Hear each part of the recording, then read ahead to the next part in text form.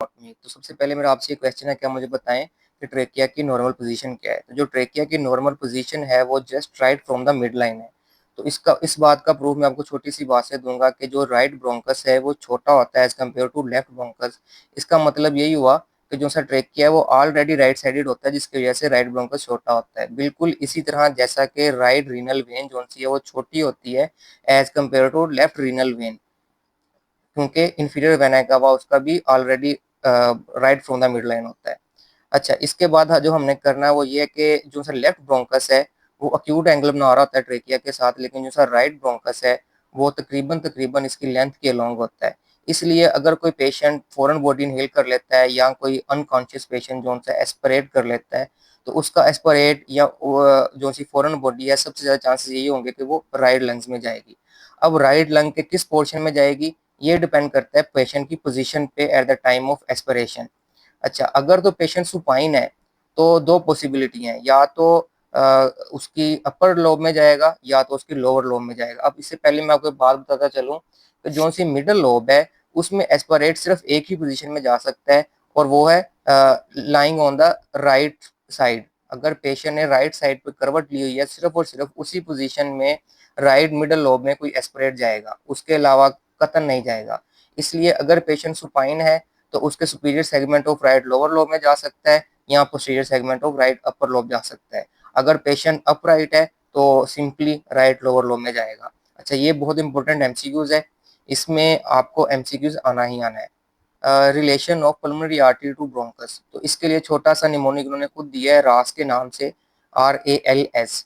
Right anterior है और left superior है। Right side right pulmonary artery anterior to होती है राइट लंग के, राइट ब्रोंकस के, और जो सी लेफ्ट होती है वो सुपीरियर होती है। अच्छा, इसके बाद आपने इन लोब्स को देखने, आपको पता है कि जो राइट लोब है उसकी 3 लोब्स होती हैं राइट लंग की, जो सी लेफ्ट है उसकी 2 होती हैं, लेकिन एक लिंगुला लाइक स्ट्रक्चर होता है जो कि अंडर डेवलप्ड होता है ड्यू टू हार्ट। अच्छा, इसके बाद जो है मेन जो चीज़ है आप ये देखें, ये फ्रंटल व्यू है और ये पोस्टीरियर व्यू है। ये एंटीरियर व्यू से आपको जो सी पोस्टीरियर लोब है वो बहुत कम नज़र आ रही है, और जो सब पोस्टीरियर व्यू है इससे आपको मिडल लोब बहुत कम नज़र आ रही है। इसका मतलब ये हुआ कि आप पोस्टीरियर से राइट मिडल लोब अस्कल्टेट नहीं कर सकते, और एंटीरियर से आप राइट लोअर लोब अस्कल्टेट नहीं कर सकते।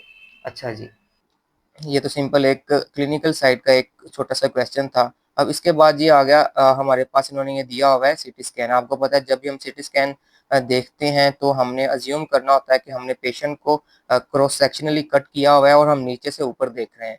तो ये सबसे पहले आ गई हमारे पास वर्टिब्रल बॉडी, और ये आ गई 2 ब्रोंकस। ये ब्रोंकस जोन से हैं ये सेपरेट हो रहे हैं, तो ये कौन सा पॉइंट होगा, ये करीना का पॉइंट होगा।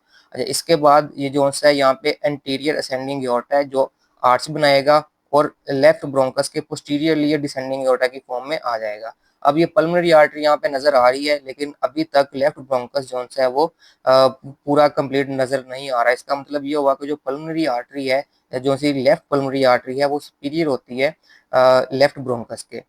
अच्छा, इसके बाद आ जाते हैं हमारे पास डायाफ्राम के स्ट्रक्चर्स। तो आपको पता है कि डायाफ्राम को नर्व जो इनर्वेट करती है उसे हम फ्रेनिक नर्व कहते हैं। एक हमने निमोनिक याद किया हुआ है, C3-4-5 keep the diaphragm alive. तो C3-4-5 की जो इनर्वेशन है वो ट्रेपीजियस मसल पे भी है। अब इसका लॉजिक क्या है इसका भी आपको बताऊंगा। तो सबसे पहले आपको पता है कि जोन सा 2 फ्रेनिक नर्व्स होती हैं, एक राइट हेमी डायाफ्राम को सप्लाई करती है और एक लेफ्ट हेमी डायाफ्राम को सप्लाई करती है। तो जो डायाफ्राम होता है वो डोम शेप स्ट्रक्चर होता है। तो इसका मतलब ये होगा कि जो इसका सेंटर होगा वो सबसे ऊपर होगा, और जो इसकी पेरिफ्रीज होंगी वो सबसे या एंटीरियर होंगी या पोस्टीरियर होंगी। अब आपको पता है कि इसका एक सेंट्रल टेंडन होता है, और इसके अलावा ये दूसरा पोर्शन है।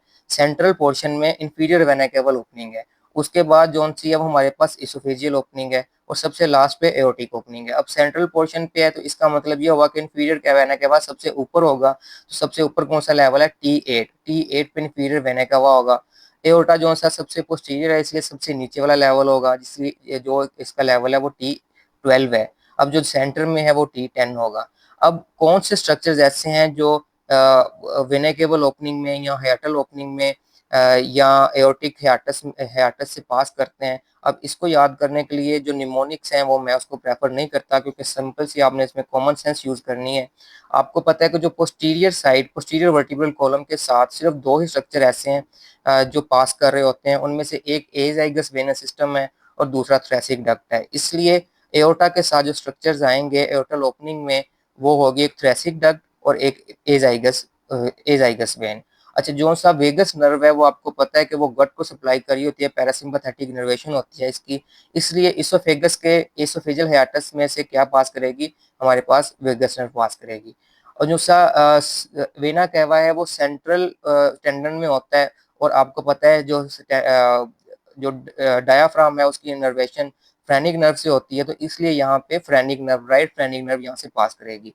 अच्छा, इसके बाद मैंने आपको बताया था कि जो सी इनर्वेशन है ट्रेपीजियस रिज की, वो भी 3, 4 to 5 है। इसका मतलब ये हुआ अगर तो जब भी डायाफ्राम इरिटेट होगा तो इसकी जो पेन है वो राइट शोल्डर टिप पे रेफर्ड हो जाएगी। अब मुझे आपने ये बताना है कि कौन कौन सी पैथोलॉजिकल सिचुएशंस ऐसी हैं जिसमें जो सी पेन है वो राइट शोल्डर टिप पे रेफर्ड हो जाती है। तो सबसे पहले आपको पता है कि सबसे पहले है जी अक्यूट कोलिसिस्टाइटिस। अक्यूट कोलिसिस्टाइटिस की जो पेन है वो राइट शोल्डर टिप पे रेफर हो जाती है। इसके अलावा जो दो रेयर सिचुएशंस ऐसी हैं जिसमें ये रेफर होती है, एक तो हमारे पास आ जाती है लिवर एब्सेस, लेकिन लिवर एब्सेस की भी एक स्पेसिफिक टाइप है जो है सब कैप्सुलर लिवर एब्सेस, जो कि जो से इरिटेट करती है राइट हेमिस डायफ्राम को, और उसकी जो पेन है वो राइट शोल्डर टिप पे रेफर हो जाती है। इसके अलावा एक बहुत ही रेयर सिचुएशन ऐसी है कि बाज का जो सा राइट प्लूरल एफिजन या राइट लंग एब्सेस है वो इतनी ज़्यादा हो जाती है कि वो डायाफ्राम को परफोरेट कर देती है, जिसकी वजह से उसकी पेन भी राइट शोल्डर टिप पे रेफर हो सकती है। अब जो मेन क्वेश्चन मेरा है वो ये है कि आप मुझे ये बताएं कि left sided shoulder tip pain किस सिचुएशन में रेफर होती है।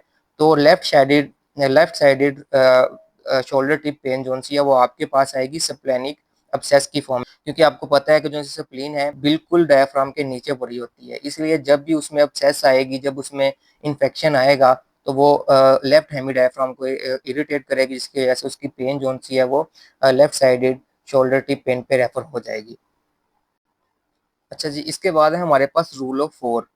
आपको पता है जो कॉमन करोटिड आर्टरी है वो बाइफर्केट करती है at the level of C4, जो ट्रेकिया बाइफर्केट करता है at the level of T4, और जो एब्डोमिनल एओर्टा है वो बाइफर्केट करता है at the level of L4।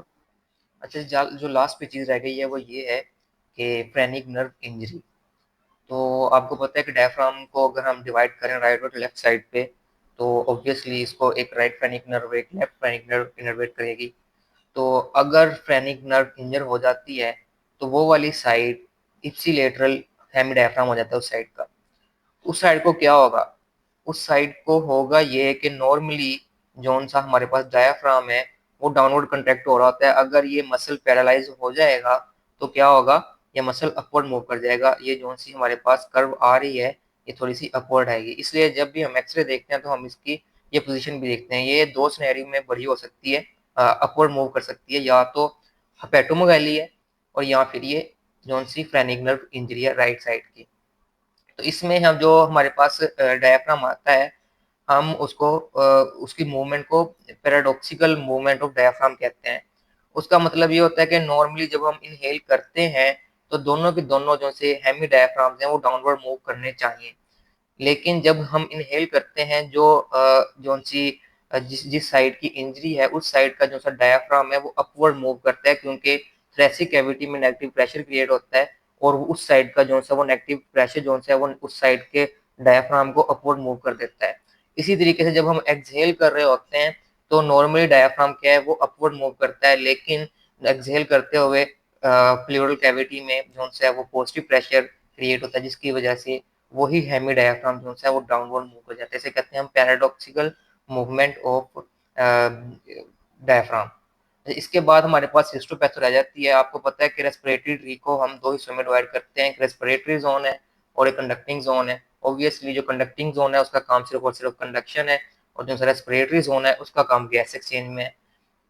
Conducting zone में ट्रेकिया, ब्रोंकाई, ब्रोंक्यूल्स और टर्मिनल ब्रोंक्यूल्स तक आती हैं। रेस्पिरेटरी जोन जो है वो रेस्पिरेटरी ब्रोंक्यूल से स्टार्ट होता है।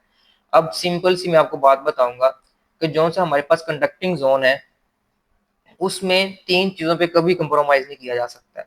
उनमें सबसे पहले ऐसी है सबसे पहले क्या है, सबसे पहले स्मूथ मसल्स। आपको पता है कंडक्टिंग जोन में हमेशा स्मूथ मसल होगा। दूसरी क्या है जी, दूसरी है हमारे पास सीलिया। जो कंडक्टिंग जोन है उसमें हमेशा सीलिया होगा, सिलेटेड होगा। क्यों क्यों क्योंकि उसका काम है म्यूकोसिलरी एस्केलेटर का काम करती है ये। इसी तरीके से जो हमारे पास कंडक्टिंग जोन है वो या तो कलमनर होंगे या क्यूबॉइडल होंगे, तीसरा ऑप्शन कोई नहीं है। ये जो 3 चीजें हैं ये हमेशा कंडक्टिंग जोन में होंगी। तो अगर ये हमेशा कंडक्टिंग जोन में होंगी इसका मतलब ये है कि रेस्पिरेटरी जोन में इनका कोई काम नहीं है। तो इसीलिए जैसे ही हमारे पास रेस्पिरेटरी ब्रोंक्यूल्स आती हैं ये स्ट्रक्चर जोन से गायब होना शुरू हो जाते हैं। इसलिए ये स्मूथ मसल, कोलमनर या स्क्यूबोइडल सेल्स और जो सा सीलिया, ये 3 स्ट्रक्चर रेस्पिरेटरी ब्रोंक्यूल्स के स्टार्ट में होते हैं लेकिन लास्ट तक एंड हो जाते हैं। अच्छा, जो मेन बात है, जो क्वेश्चन भी आता है जिसका, वो ये है कि ब्रोंकाई और ब्रोंक्यूल्स में क्या डिफरेंस है। आपको ये स्ट्रक्चर से भी वाज़ेह हो जाएगा कि ब्रोंकाई और ब्रोंक्यूल्स में क्या डिफरेंस है। तो जो ब्रोंकाई है और जो ब्रोंक्यूल्स है इनमें यही डिफरेंस है कि ब्रोंक्यूल्स में कार्टिलेज नहीं होती। अगर कोई ऐसा स्ट्रक्चर हिस्टोपैथो के लिए आ गया है हमारे पास, उसमें कार्टिलेज नहीं है, तो इसका मतलब ये है ना तो वो ट्रेकिया है, ना वो ब्रोंकाई है, वो कुछ और है। एक उसमें कार्टिलेज नहीं होती, दूसरा उसमें गॉबलेट सेल्स नहीं होते। ये आपने रटा लगा लेना है, याद कर लेना है। कार्टिलेज और गॉबलेट सेल्स जो से हैं ये डिफ्रेंशिएट करते हैं ब्रोंकाई को ब्रोंक्यूल से। तीसरी बात क्या है जी, तीसरी बात ये है कि रेजिस्टेंस। हमारे पास एयर रेजिस्टेंस आती है। अब आपने मुझे बताना है सबसे ज्यादा रेजिस्टेंस किस में होगी, कौन से पोर्शन में होगी, रेस्पिरेटरी, ठीक है। तो इस बुक के अकॉर्डिंग जोन सी है वो सबसे ज्यादा रेजिस्टेंस जोन सी है वो हमारे पास आती है ब्रोंकाई के लेवल पे। क्यों? क्योंकि ब्रोंकाई का जो सा डायमीटर है वो कम होता है, लेकिन जैसे जैसे आगे हम मूव करते हैं तो पैरेलल ब्रांचिंग होती जाती है जिसकी वजह से कलेक्टिव डायमीटर जो है वो ज्यादा जाता है और रेजिस्टेंस कम हो जाती है। अब मेरा फिर आपसे एक और क्वेश्चन है कि आप मुझे बताएं कि ब्रोंकाई में ही क्यों होती है, ट्रेकिया में क्यों नहीं होती। तो ट्रेकिया का डायमीटर भी तो उतना ही होता है। अगर ब्रोंकाई का कलेक्टिव हम डायमीटर देखें तो वो ट्रेकिया से ज्यादा होता है, लेकिन ये कह रहे हैं कि जी जो रेजिस्टेंस है वो ब्रोंकाई के लेवल पे सबसे ज्यादा होती है। तो उसका जवाब यही है कि जो ट्रेकिया है उसकी जो कार्टिलेज है वो पोस्टीरियर साइड से डेफिशिएंट होती है, जिसकी वजह से ट्रेकिया ज्यादा इलास्टिक होता है, लेकिन ब्रोंकाई या ब्रोंक्यूल्स के लेवल पे ये सारा सिनेरियो नहीं होता। इसलिए ब्रोंकाई या ब्रोंक्यूल्स के लेवल पे मैक्सिमम एयर रेजिस्टेंस होती है।